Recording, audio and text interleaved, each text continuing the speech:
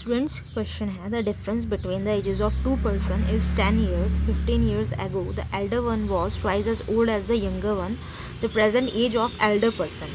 तो इसमें elder one की जो है present age पूछी है, डिफरेंस दिया है दोनों की एज का 10 ईयर्स. ठीक है, तो जो एज गैप रहता है यानी कि जो डिफरेंस रहता है दो पर्सन की एज का वो हमेशा सेम रहता है. ये मैंने आपको पहले ही भी बताया है एग्जाम्पल के थ्रू.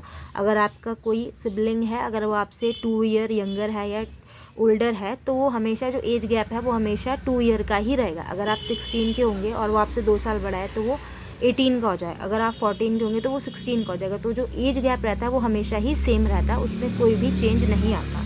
चाहे कितने भी साल हो जाए तो एज गैप तो हमेशा ही सेम रहेगा. तो दोनों की एज का जो गैप है, एल्डर वन बड़ा ही होगा तो, और यंगर वन से कितना एज गैप है, 10 ईयर का उनका एज गैप है. ठीक है, अब क्या बोला है क्वेश्चन में, 15 years ago the elder one was twice as the old as the younger one. जो एल्डर वन था वो यंगर वन से दुगना था, ट्वाइस था. कब की बात हो रही है, 15 ईयर एगो की बात हो रही है, प्रेजेंट की बात नहीं हो रही है. 15 ईयर एगो की बात हो रही है ये.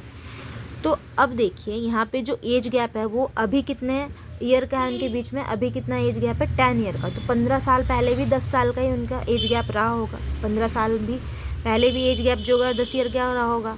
तो उसके लिए क्या करेंगे हम, यहाँ पे देखिए, यहाँ पे 2 में से माइनस करेंगे 1 तो कितना आ जाएगा 1.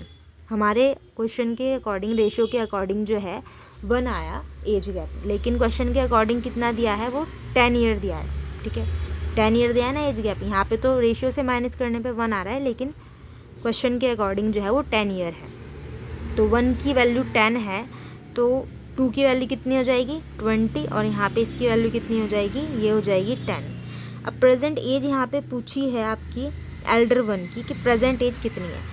अगर 15 साल पहले एल्डर की एज 20 थी तो 15 साल बाद यानी कि प्रेजेंट में उसकी एज कितनी हो जाएगी, प्रेजेंट में उसकी एज हो जाएगी 30 प्लस कर देंगे, कौन सा, ये वाला 15 प्लस कर देंगे प्रेजेंट निकालने के लिए. क्योंकि प्रेजेंट से 15 साल पहले 20 है तो अभी प्रेजेंट निकालने के लिए क्या कर देंगे, 20 है ये, 20 में 15 को प्लस कर देंगे तो ये आ जाएगी 35 ईयर्स. यानी कि जो एल्डर वन है उसकी एज कितनी आ गई है, 35 ईयर्स है. और अगर यंगर वन की पूछेंगे तो यंगर वन की कितनी आ जाएगी, 10 में 15 को प्लस कर देंगे तो कितना आ जाएगा, 25. वैसे भी आप निकाल सकते हैं यहाँ से माइनस करके. दोनों के एज गैप जो है वो अगर 10 ईयर्स है तो जो यंगर वन है वो 25 का ही होगा. तो यहाँ पे क्या करा हमने, एक बार इस क्वेश्चन को और देख लेते हैं कि जो दोनों का एज गैप कितना था, 10 ईयर्स का था. ठीक है, 15 साल पहले जो था उनका रेशियो था 2:1 का. तो एज गैप हमेशा ही सेम रहेगा, इसलिए हमने यहाँ से वैल्यू निकाली 1 की 10 और यहाँ पे दोनों जगह पुट कर दी. उसके बाद जो है 15 साल पहले की एज आ गई है एल्डर वन की 20.